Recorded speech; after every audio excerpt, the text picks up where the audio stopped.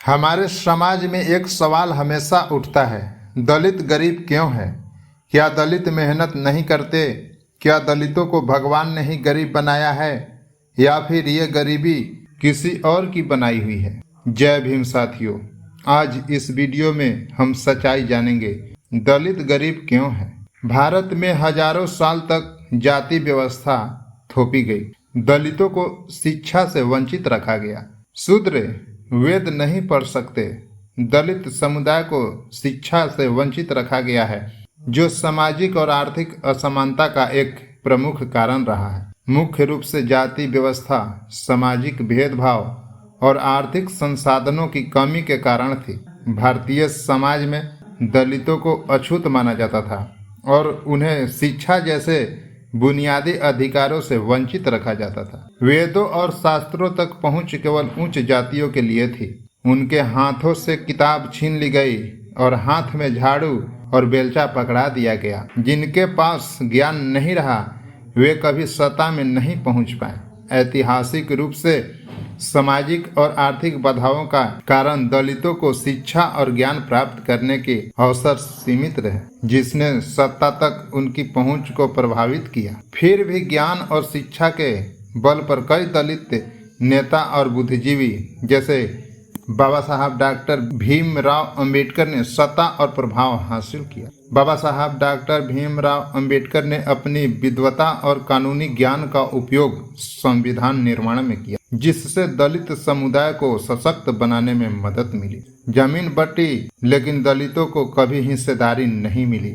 ऐतिहासिक रूप से भारत में भूमि सुधार, जमींदारी उन्मूलन और भूमि सीलिंग कानून का कार्यान्वयन अपर्याप्त रहा। कई मामलों में जमीन प्रभावशाली समूहों या ऊंची जातियों के बीच ही पुनर्वितरित हुई और दलितों को या तो जमीन आवंटित नहीं हुआ या उन्हें बंजर और कम उपजाऊ जमीन दी गई। सामाजिक भेदभाव, नौकरशाही की उदासीनता और स्थानीय स्तर पर शक्ति संरचनाओं ने दलित को उनकी हिस्सेदारी से वंचित रखा। 1950-60 के दशक में हुए भूमि सुधारों में दलितों को अक्सर कागजी आवंटन तो मिला, लेकिन वास्तविक कब्जा नहीं। इस तरह गरीबी उनकी पीढ़ी दर पीढ़ी मजबूरी बना रहा। समाज में दलितों के लिए काम तय कर दिए गए। सफाई, मजदूरी, झाड़ू, चमड़ा। भारत की जाति व्यवस्था ने दलित समुदायों को अशुद्ध माने जाने वाले कार्यों जैसे सफाई, चमड़ा उद्योग और अन्य श्रम प्रधान कार्यों से जोड़ा गया। यह कार्य न केवल शारीरिक रूप से कठिन है, बल्कि सामाजिक रूप से भी हेय दृष्टि से देखे जाते हैं। ऊंची जाति के लोग सत्ता, शिक्षा और व्यापार पर काबिज। दलित बच्चे स्कूलों में भी भेदभाव झेलते रहे। गरीबी केवल आर्थिक नहीं बल्कि इज्जत की भी है।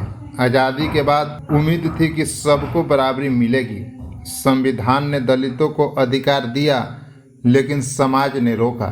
राजनीति ने दलितों के वोट तो लिए, पर असली विकास नहीं किया। आज भी दलितों की नीतियां केवल कागज पर बनती है। नेता दलित की गरीबी को मुद्दा बनाकर कुर्सी तक पहुंचते हैं, लेकिन दलित गरीब ही रहता है। जमीन दलितों के पास न के बराबर है। दलितों को व्यापार में घुसने नहीं दिया गया। ज्यादातर असंगठित सेक्टर में जहां सुरक्षा नहीं है, आज भी दलित मजदूरी वहीं करते हैं। मालिक कभी भी नहीं बन पाए। एक समाज जिसके पास न जमीन है न पूंजी, वह कैसे अमीर होगा? सोचिए साथियों, अगर किसी समाज को हजारों साल तक शिक्षा से, जमीन से और सम्मान से वंचित रखा जाए तो वो गरीब नहीं रहेगा तो क्या होगा?